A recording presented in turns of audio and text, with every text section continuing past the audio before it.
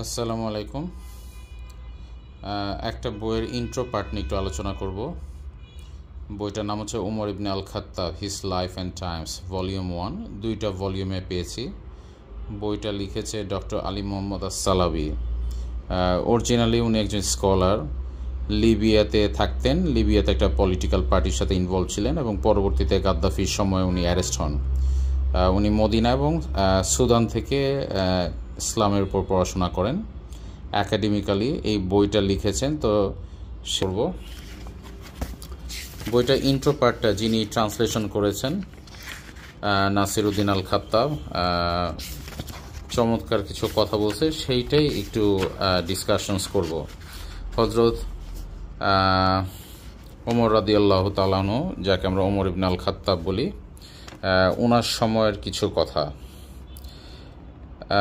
During the period covered in this book, the life of Umar ibn al-Khattab, the Muslims were faced with a new world order as the old powers decline and the new and vibrant movement of Islam moved to center stage. যেটা আমরা জানি যে আল্লাহ রাসূল সাল্লাল্লাহু আলাইহি সাল্লাম আসার পরে যেই মদিনা 14 বা 16,000 বর্গফুটের মদিনা ছিল, সেটা কয়েক লক্ষ স্কোয়ার ফিটের মদিনা হয়েছে।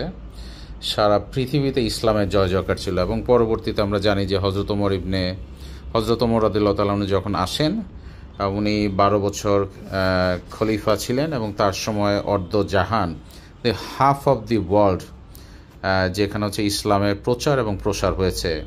তিনি কত বড় মাপের স্টেটমেন্ট ছিল। এবং এইখানে যেটা বলা হয়েছে যে আগেকার সময় যে পৌত্তলিকতার যুগ ছিল, যে ওল্ড ওয়ার্ল্ড অর্ডার ছিল, সেইটা চেঞ্জ হয়ে যে ইসলামের জয় জয়কার, সেইটাই এখানে আলোচনা করেছে।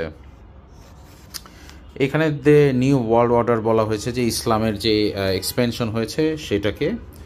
The new world order of Umar's time was controlled by Sharia and motivated by the desire to spread true guidance, unlike its modern counterpart, which is controlled by corporate interest and motivated by greed.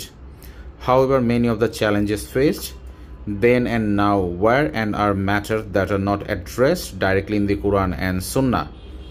Some of the typical issues.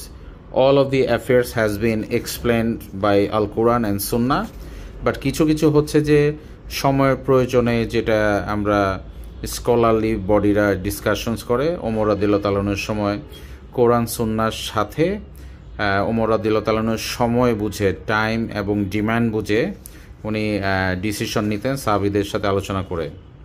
At a time of intense confusion within the Muslim